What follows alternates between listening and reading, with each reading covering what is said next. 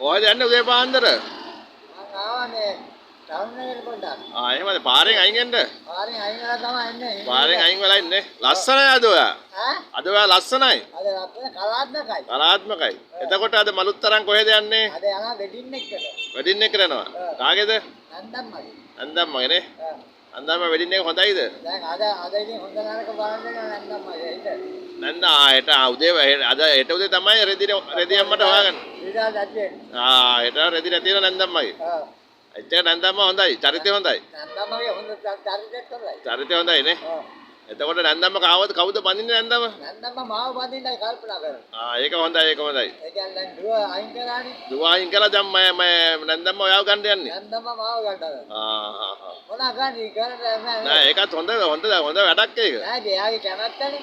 ඔව් නන්දම්ම ඔයාට කැමතියි ඒකයි. මට කැමතියි ආදරේ. මම ඉතින් ඒ හින්දා මේ කෑදරේ නැතුව ආත්මීය ඔය ආදරේ කරනවා. හොඳයි. එහෙනම් ගිහලා නන්දම්ම ගන්න ගිහලා. බුදුසරණ දෙවිපිට යා. බුදුසරණ දෙවිපිට හරි.